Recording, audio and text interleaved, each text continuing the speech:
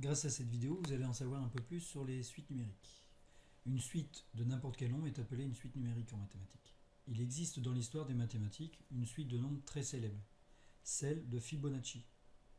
Elle doit son nom à Leonardo Fibonacci qui, en 1202, répondit à un problème tout simple et tout bête concernant l'accouplement de lapins, c'est-à-dire combien de couples obtient-on en un an si chaque couple engendre tous les mois un nouveau couple, à compter de son troisième mois d'existence.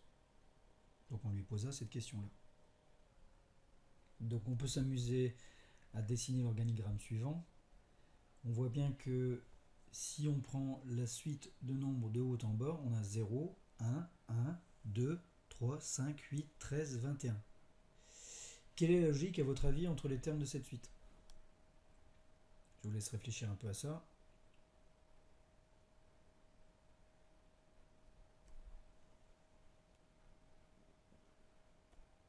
En fait, chaque terme est la somme des deux termes qui le précèdent. Je vous fais voir. Regardez ici, 0 plus 1, ça fait bien 1. 1 plus 1, ça fait bien 2. Et ainsi de suite. 1 plus 2, ça fait 3. 2 plus 3, ça fait 5. Alors, plusieurs artistes ont utilisé cette suite. Et elle est fortement liée au nombre d'or. Vous avez ici en bas à gauche une figure qui ressemble fort à la suite. Regardez, 1, 2, 3, 5, 8, 13, 21, 34. On a cette forme qu'on revoit un peu dans cette cage d'escalier. Donc on remarque l'utilisation du nombre d'or dans l'homme de Vitruve, comme vous voyez ici, de Léonard de Vinci, mais aussi dans l'œuvre réalisée par Le Corbusier, qui était un célèbre architecte qui a réalisé le modulor en 1945, sur lequel vous, en menuiserie, vous appuyez beaucoup, puisque on définit chaque hauteur et chaque dimension d'éléments que vous fabriquez en fonction de ce modulor, qui reprend la taille universelle un petit peu de l'homme. Le nombre d'or est le point de départ d'une série de nombres annexes dont voici la liste.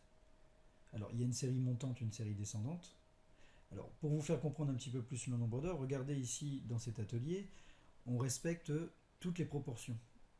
Vous vous doutez que les dimensions de la porte, de la fenêtre, de la pente du toit doivent respecter une harmonie pour que tout paraisse très très beau. Si on prend l'exemple d'une porte d'intérieur qui mesure 2,04 m de hauteur, soit 2040 mm si on convertit bien.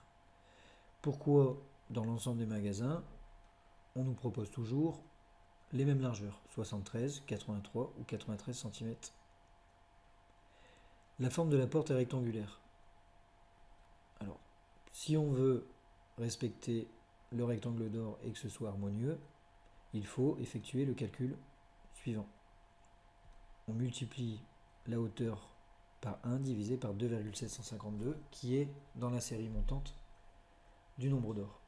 Ou on va essayer 2040 fois 1 divisé par 3,330 qui est aussi dans la série montante. On a choisi alors une largeur standard entre ces deux nombres, donc 73 cm. Et on peut faire la même chose aussi avec d'autres calculs et on va trouver 83 ou 93, toujours en utilisant les chiffres de la série montante ou descendante du nombre d'or. Donc revenons à nos suites. Cette année, nous allons voir deux types de suites. La suite arithmétique et la suite géométrique.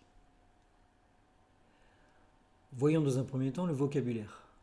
Une suite de nombres se note U indice n, donc UN, avec n qui indique le rang de chaque terme. Par exemple, U1, ce sera le premier terme, U2, le deuxième terme, et ainsi de suite. UN, lui, par contre, c'est le terme de rang n. Et UN plus 1, c'est le terme qui suit UN. Alors, en grand 2, nous allons voir les suites arithmétiques. Alors, une suite arithmétique est telle que chaque terme s'obtient en ajoutant un nombre constant entre les deux. L'exemple, 1, 5, 9, 13, 17, 21, 25. Nous voyons bien qu'à chaque fois, on ajoute 4 pour passer au terme suivant. Donc c'est bien une suite arithmétique. On peut écrire d'une manière générale que un plus 1 égale un plus r. Maintenant, en partie 3, nous voyons les suites géométriques. Alors une suite géométrique, elle, cette fois, le terme suivant s'obtient en multipliant par un nombre, qu'on appelle la raison. Dans l'exemple, on voit bien ici 1, 3, 9, 27, 81. À chaque fois, on multiplie par 3. On peut écrire alors d'une manière générale que un plus 1 égale un fois q.